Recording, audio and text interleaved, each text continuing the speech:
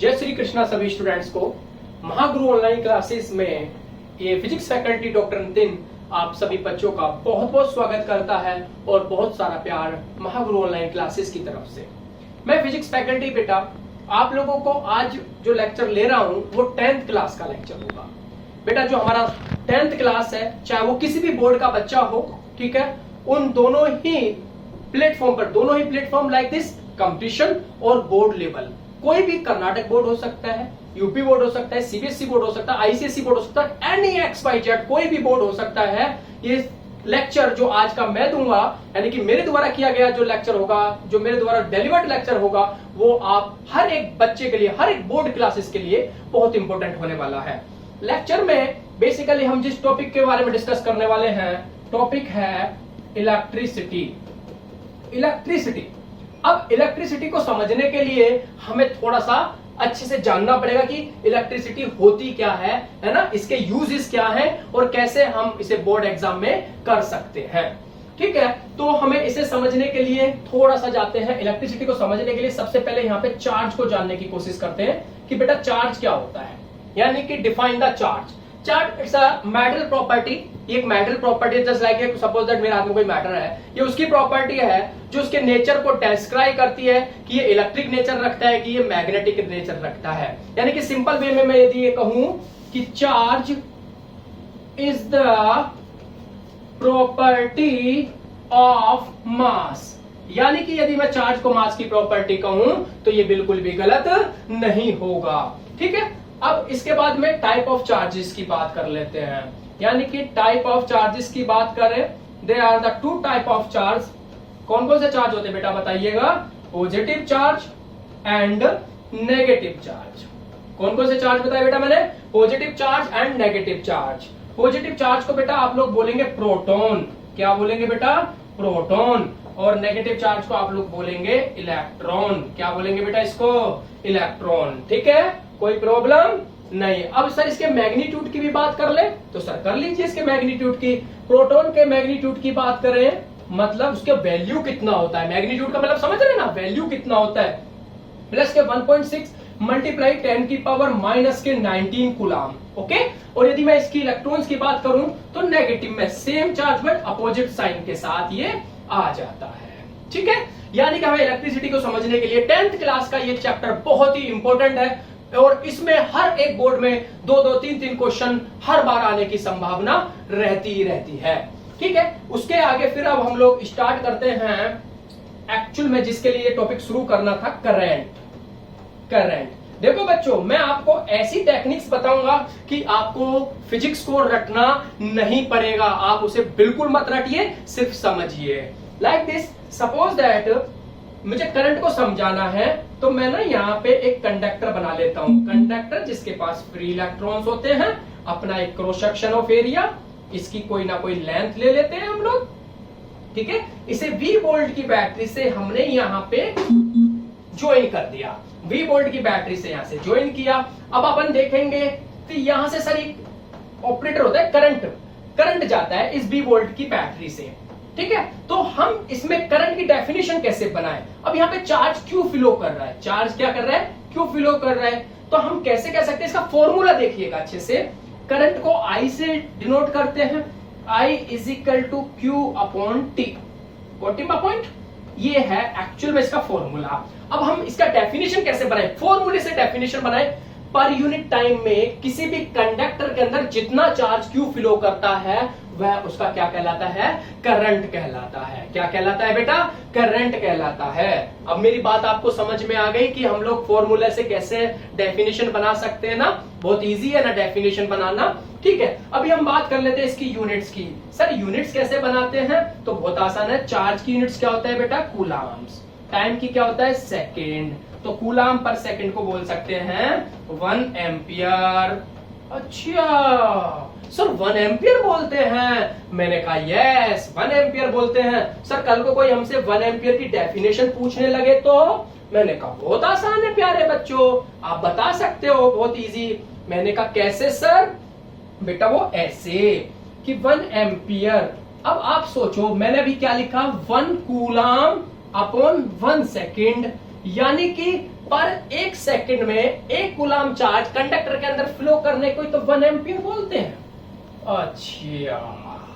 अच्छा सर, अब हम समझ गए कि यानी कि पर सेकंड पर कूलाम चार्ज फ्लो करना ही इट्स कॉल्ड करंट, माने के मतलब 1 एम्पियर हम उसको कह देंगे। क्या यहां तक कोई प्रॉब्लम नहीं है? ठीक है। अब इसके आगे जो हमारा और दूसरा ऑपरेटर है वो है पोटेंशियल।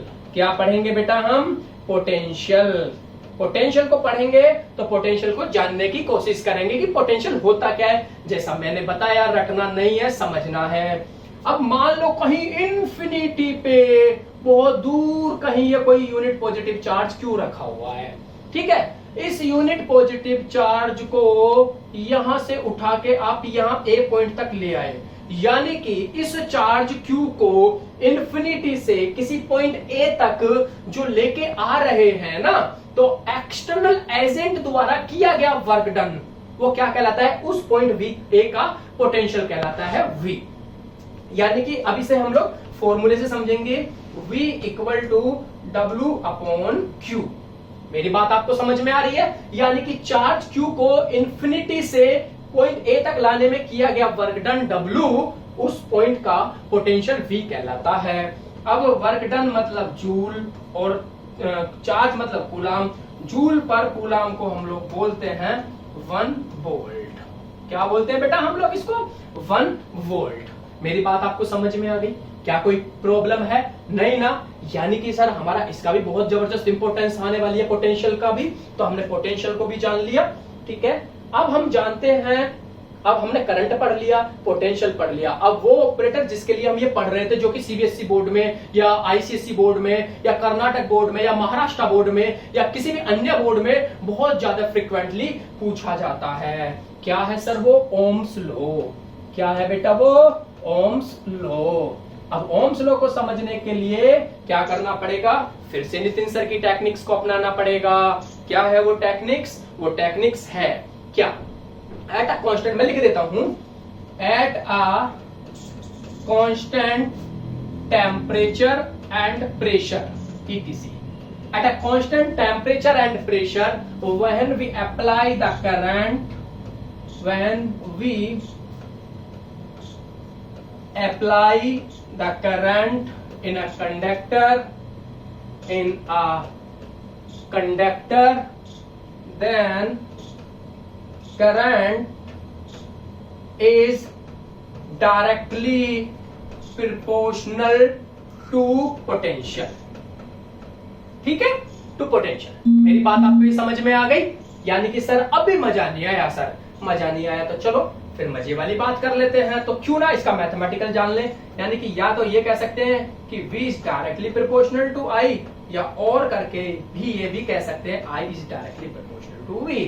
यानी कि इसका मतलब ये हो गया कि किसी भी कंडक्टर का करंट बढ़ाएंगे तो उसका पोटेंशियल बढ़ेगा, करंट घटाएंगे तो उसका पोटेंशियल घटेगा। ठीक है। अब इस इक्वेशन को आप सॉल्व करके देखेंगे तो आपको क्या मिलेगा? जब भी आप किसी भी प्रोपोर्शनलिटी सिंबल को हटाते हैं तो कोई कांस्टेंट मिलता है, V is equal to IR। यानी कि ये आपका फॉर्मूला मिल गया पोटेंशियल का।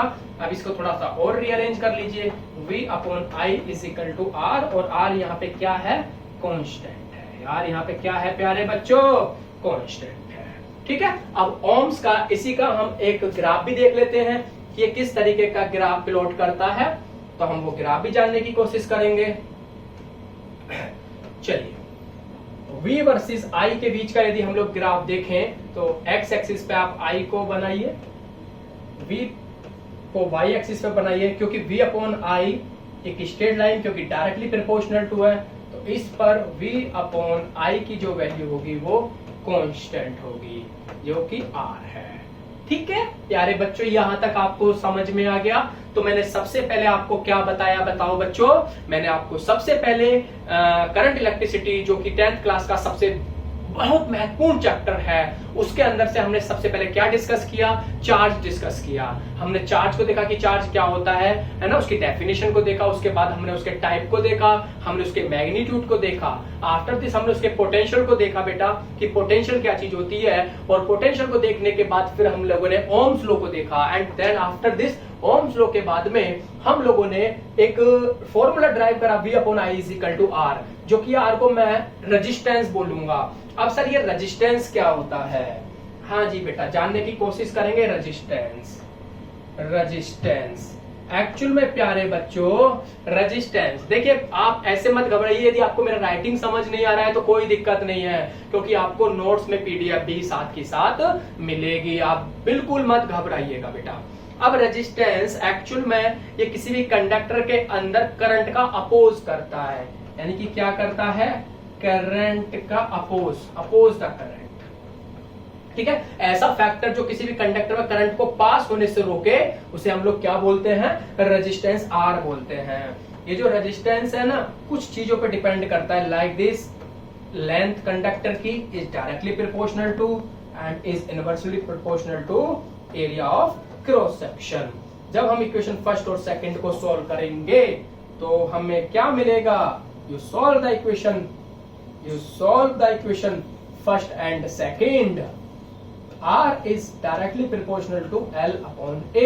यहां से प्रोपोर्शनलिटी का सिंबल को हटाएंगे तो कोई कांस्टेंट, जिसको हम रेजिस्टिविटी कांस्टेंट बोलेंगे, L upon A लगाएंगे। ये है मैग्नीट्यूड ऑफ रेजिस्टेंस। यहां तक किसी भी बच्चे को कोई प्रॉब्लम आई तो वो मुझसे डाउट सेशन भी ले सकता है। कोई भी क्वेरी है, हमारे महागुरु ऐप पर जाकर अपने कमेंट सेक्शन में हमें अपनी क्वेरी भी भेज सकता है। ठीक है, और मैं आप लोगों से ये प्रॉमिस करता हूं कि साइंस के अंदर यानी कि फिजिक्स पार्ट में आप लोगों को कोई भी कमी नहीं आने दूंगा। जय श्री राधे।